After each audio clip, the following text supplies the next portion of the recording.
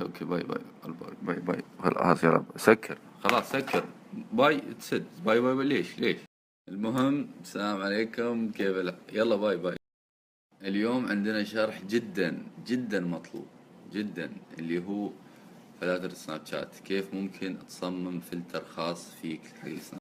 البعض ممكن يتساءل حلو هاي البعض ممكن يتساءل كيف شو يعني فلتر سناب شات نفس كذي يعني اللي نفس هذا سناب شات عادي يعني يوم تلف يمين تحصل فلتر ابو ظبي فلتر ما ادري وين نفس كذي يعني انا الحين تحت هني صورتي انا فلتري انا هذا انا نفس كذي. قبل الشرح حاب شوي اتفلسف يعني مو فلسفة اوصل فكرة معينة.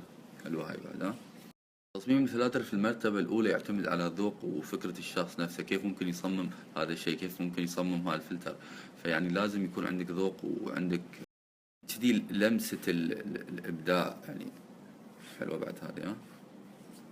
آخر شيء أحب أقوله إني أنا الفلاتر اللي أسويها كلها عن طريق الكمبيوتر في الفوتوشوب لأنه يعطيك إمكانيات أكثر من التليفون.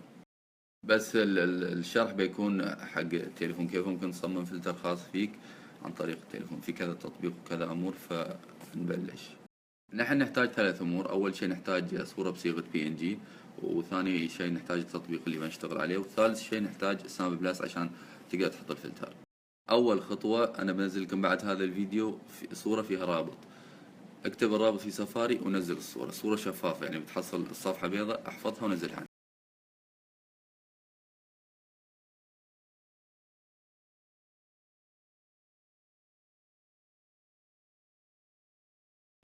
هذا هو الرابط نكتبه في سفاري v.ht/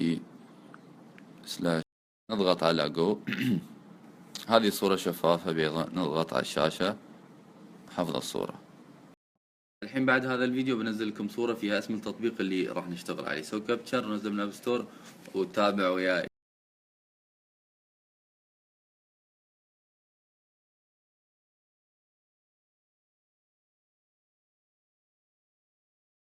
هذا هو التطبيق ندخل عليه.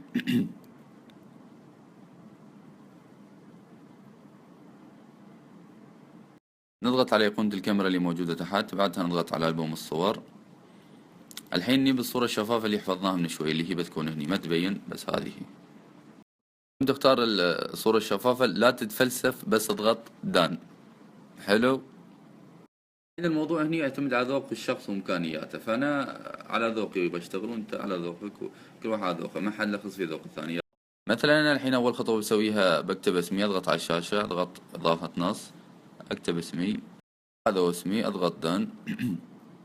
اللون اسود ممكن اغير اللون عن طريق ستايلي اسوي مثلا احمر. الحين هني مثلا عندك خيارات ممكن نستخدمها مثلا هذه ملصقات لنفترض نبغى هذا الملصق ولا تعرف مو بشيء نحذفه بضيف صورة. اضغط على ثاني خيار مثلا هذه الصورة.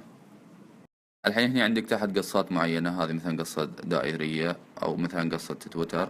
حلوة هاي قصة تويتر شوف كيف. او مثلا حرف الاي. ممكن من هني بعد تتحكم في اسلوب القصة وحجمها كذي. اوكي نضغط دان. هذا هو الحرف بصورتي بحطه فوق الاسم. انا كذي يناسبني. الحين مثلا بحفظه اضغط على السهم هذا. بعدها لازم اضغط على PNG. اوكي والحين الفلتر جاهز. هذا هذا هو. الحين عشان نركب الفلتر هني نحتاج سناب بلس بس سناب بلس. الفانتوم وغيرها ما يمشي لازم سناب بلس يكون عندك. اتوقع الاغلبيه عندهم سناب بلس واذا ما كان عندك سناب بلس ادخل موقعي ونزله. هذا رابط الموقع i-7.ae. يوم تدخل على الموقع روح صوب الشروحات والدروس بتحصل شرح طريقة تنزيل سناب بلس. عن طريق الشرح بتفهم كيف تنزل سناب بلس عندك. الحين نزلنا عندنا سناب شات بلس ندخل عليه وندخل نضغط على هذا الزر اللي صوب الفلاش هذا هو.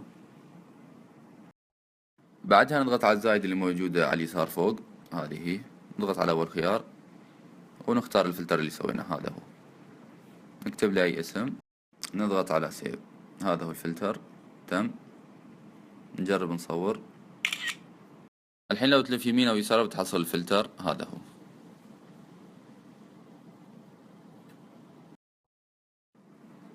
في الستوري موجود واموره طيبة. بس بالله كيف الفلتر؟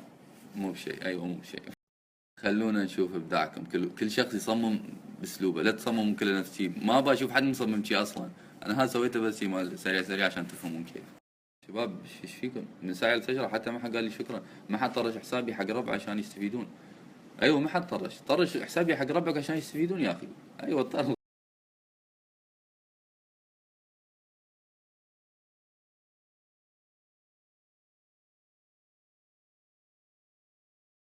وختاما شكرا لكم. بيس.